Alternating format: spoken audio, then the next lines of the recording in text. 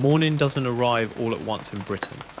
It seeps in quietly through curtains with the smell of rain and toast. Somewhere, a kettle begins to hum, and that tiny sound is how an entire nation starts its day, soft and unhurried. Men lace up boots still dusted with yesterday's work, while women fold laundry with the same rhythm as breathing. The radio clicks to life, its voice steady and polite, like a neighbour who's always on time, always certain. Outside, the streets glisten, and milk bottles stand like little soldiers waiting for duty at every doorstep. Children race past on their way to school, shoes polished, dreams unshaped, laughter echoing down the lane like bells. It's not a story of heroes, it's a story of the unnoticed, the people who quietly kept time moving forward. Britain in the 1950s wasn't glamorous, but it was alive with purpose, patience, and unspoken pride. Factories whistle in the distance, calling workers to another day of repetition that somehow feels meaningful. Inside, the air tastes of iron and ambition, of lives spent crafting something that will outlast them. Hands scarred by labour still move with grace.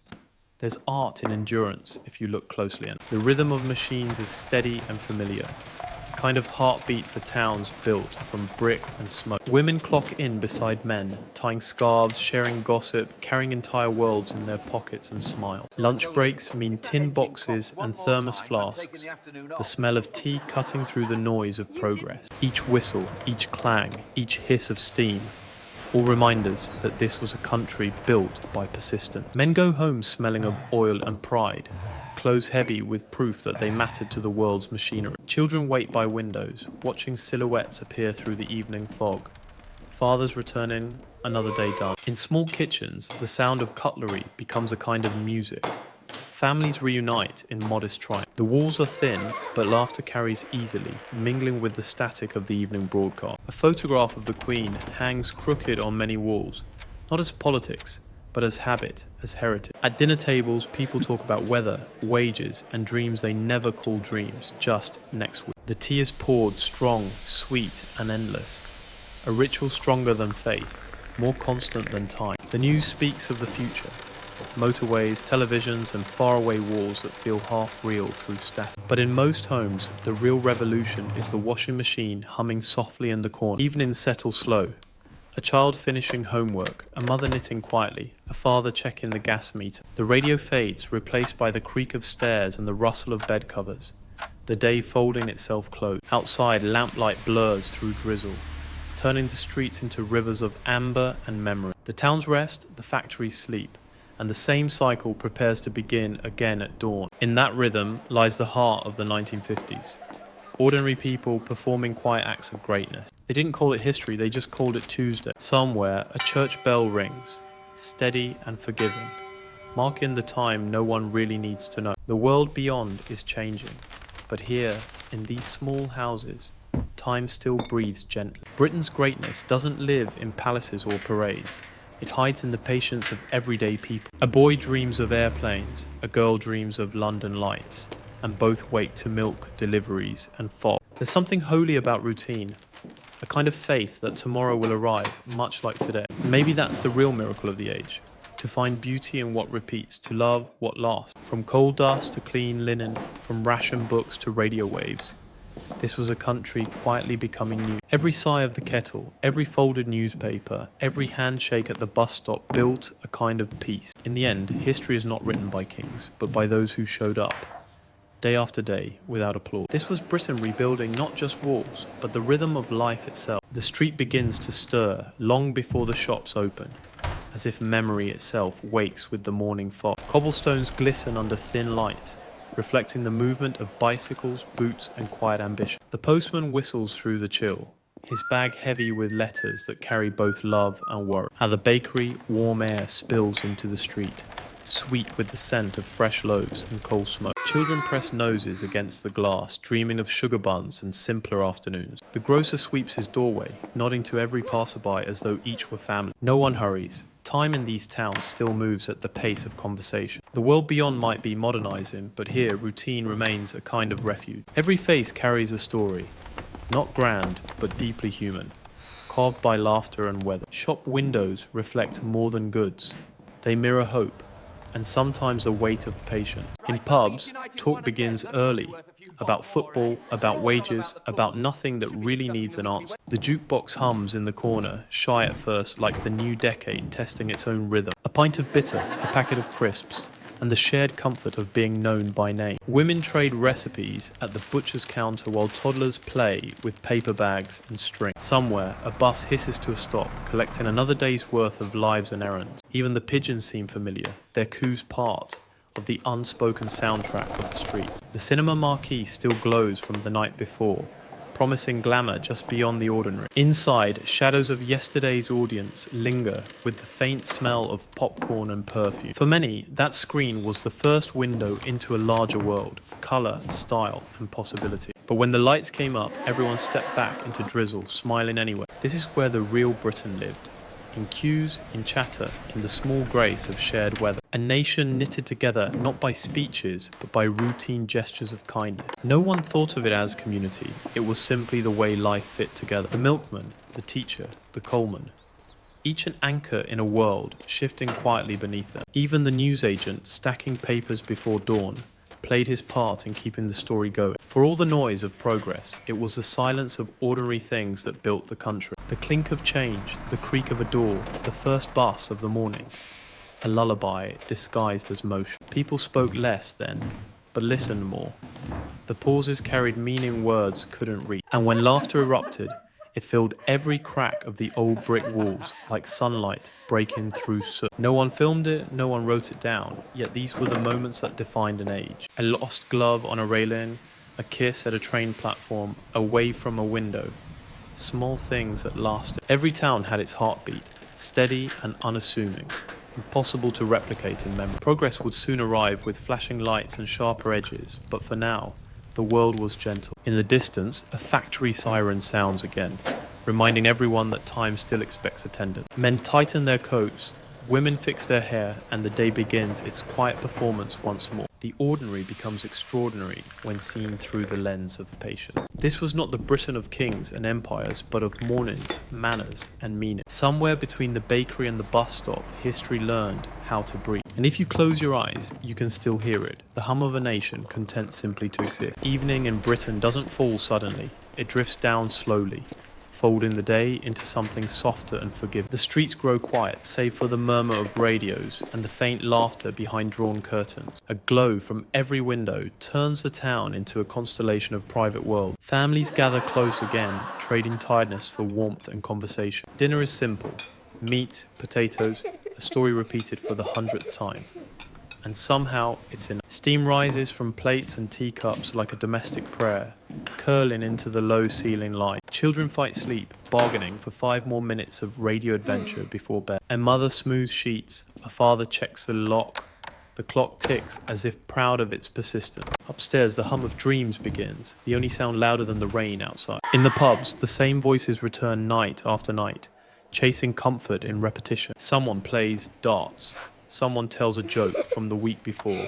Everyone laughs again anyway. Smoke swirls under the yellow light, turning time syrup thick, slow and kind. The barkeep knows each face, each story, and the unspoken troubles poured between pints. Out on the street, footsteps echo, careful not to disturb the quiet dignity of night. Street lamps hum, soft and steady, as if guarding the fragile peace rebuilt after years of noise. Down the road, a gramophone scratches out a love song that once played on the wireless. It floats through the open window of a house where someone still waits up with the light on. There's beauty in this sameness, a calm that progress will one day rush past without seeing. But for now, Britain breathes in unison, tired, proud, and full of unspoken gratitude. Somewhere, a letter rests unopened.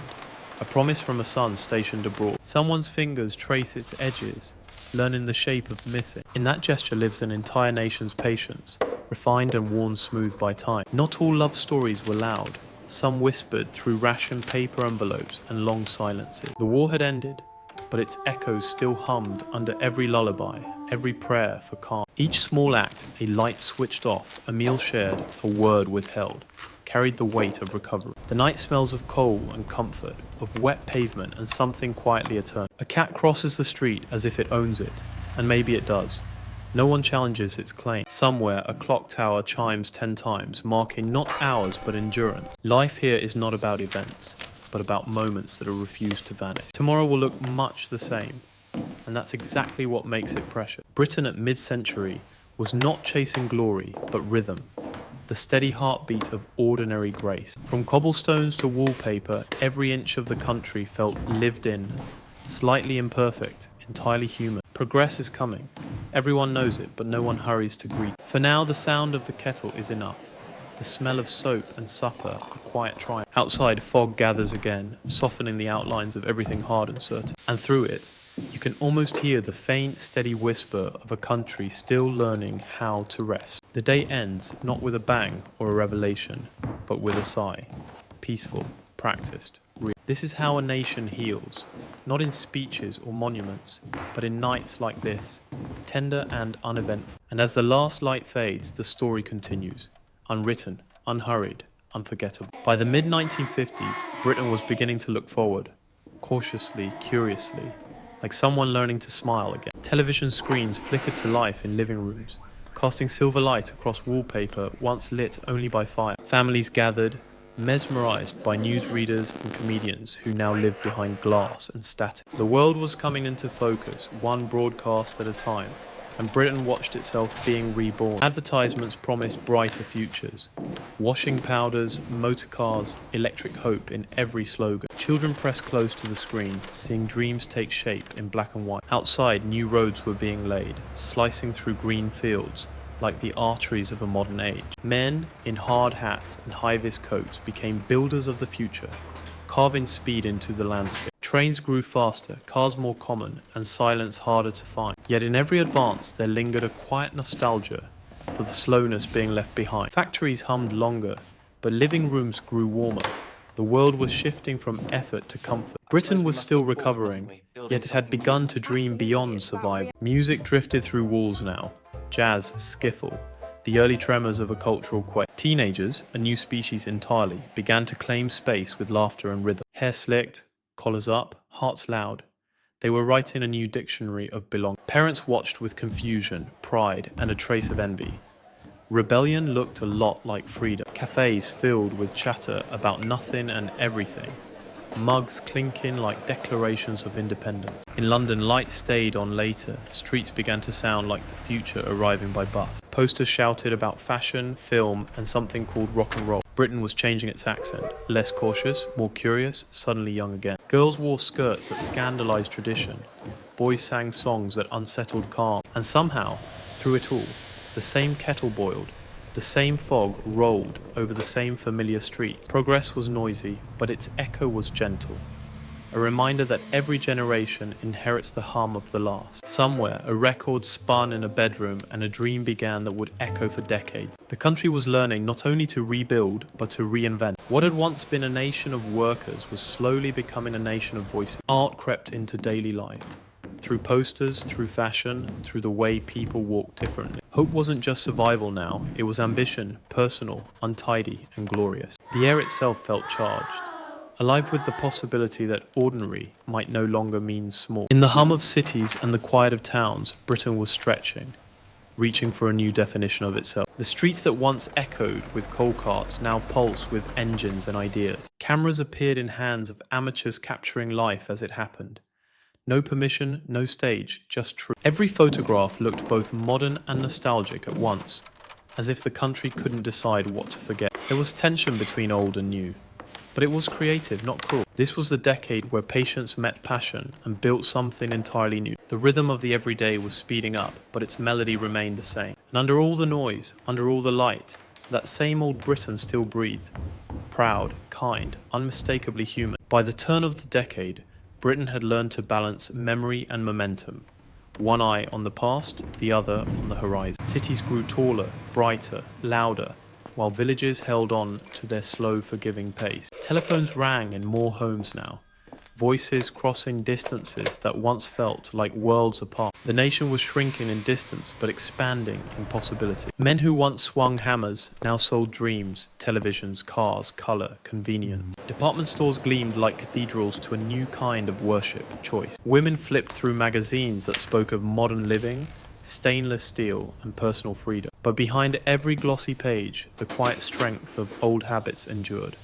thrift, courtesy, and tea at 4. Britain was not abandoning its soul, it was simply rearranging the furniture of it. Young couples bought small homes on cul-de-sacs, their garden symbols of private victory. Each brick laid by hand still carried the echo of the country that rebuilt itself from dust. Children grew up in houses with warmth at the turn of a dial, light at the flick of a switch. Convenience felt miraculous, though no one called it that. It was just life improving slowly and surely. On the wireless, voices debated politics and pop music with equal conviction. The Beatles were tuning guitars in Liverpool, unaware they'd soon tune the mood of an entire generation. Even in the smallest towns, something was shifting. A quiet thrill, a restlessness, a hum beneath the ordinary. Britain was moving from post-war to pop, from survival to self-expression. Every era begins with whispers before it learns to sing, and this one was finding its key. Bus stops became debating halls, cafes became confessionals of youth and curiosity. Old certainties softened. New freedoms sparkled, not without friction but full of life. The class lines that once defined every accent began to blur at the edges. A boy from the north could sing his way into the south. A girl from a factory could model in Paris. For the first time, the future didn't feel inherited. It felt earned. But even amid the rush, the core of Britain remained gentle, self-effacing, deeply kind. Neighbours still shared sugar and stories. Old men still fed pigeons from park benches. Some things refused to modernise, and thank God they did. The smell of Sunday roast, the hum of the kettle, the comfort of routine. These held the country together. Television spoke of progress, but people still trusted the quiet truth of small kindnesses. The miracle of the age wasn't invention. It was endurance with grace. Factories built machines, but homes built character. Both powered the island in different ways. Progress and patience danced their careful duet, neither fully leading, neither ready to stop. By now, the world was looking at Britain again. Not for empire, but for culture, sound, and spirit. The old nation of steam and soot had become a nation of rhythm and reason. And through all the change, one thing never faltered: the dignity of the ordinary day. Perhaps that's the truest definition of Britain. A country that moves forward without ever letting go. It remembers not to forget, and forgets just enough to begin again. And somewhere in that delicate balance lies its quiet, enduring brilliance. By the late 1960s, Britain stood transformed. Louder, freer, restless, and utterly alive. What began as rebuilding had become reinvention. What began as silence now roared with song. The grey streets of the old decade shimmered with colour. Not painted by governments, but by people. Every youth with a guitar, every mother with a new haircut, every worker with a radio helped redraw the country's soul. Change was no longer feared. It was fashion, language, rhythm, rebellion. The same cobblestones that once echoed with ration boots now pulsed with Chelsea heels and Beatles haircuts. Cafes became stages, streets became runways, and Britain, once weary, became the world's muse. The empire was gone, but something brighter had taken its place: creativity. The voice of a nation no longer came from podiums, but from records, screens, and living rooms. London led the charge. Its skyline and slang both unrecognizable from a decade before. Young faces filled the newspapers, not for what they'd done, but for what they believed they could do. Art left the galleries and appeared on jackets, guitars, and the sides of buses. This wasn't just culture. It was courage, disguised as noise. In every sound, every photograph, you could still hear the heartbeat of the old Britain, steady beneath the tempo of the new. The tea still boiled, the rain still fell, and somewhere an old radio still played, softly through the night. The ordinary had survived the extraordinary, and somehow become part. A generation born from rubble had turned resilience into rhythm, patience into progress. Their parents built the world, they coloured it in, and though time would move on, faster, sharper, the echoes of this age would never fade. Because this was not the story of power or politics, but of persistence, of the people who made life itself an art form without even trying. If history remembers kings, then let memory remember them. The ordinary, the steadfast, the quietly magnificent. For in every streetlight, in every chipped cup, in every photograph curling at the edges, they remain. They are the hum beneath the neon, the warmth behind the glass, the reason Britain still feels human. This chapter closed, not with a full stop, but with a chord. Major, confident, unfinished. The song continues, even now, in every morning commute and every whispered cheers between strangers. And perhaps that's all a nation ever is, a memory set to motion. The fog lifts, the kettle hums. The next day begins, as it always has, as it always will. History breathes out, Britain carries on. And so do we. Listeners, dreamers, keepers of the ordinary flame. Thank you for walking through this world with us. If it moved you, if it reminded you, if it made you pause, stay. Because these stories don't end, they wait to be heard again. Subscribe, and together we'll keep them alive, one quiet, extraordinary day at a time.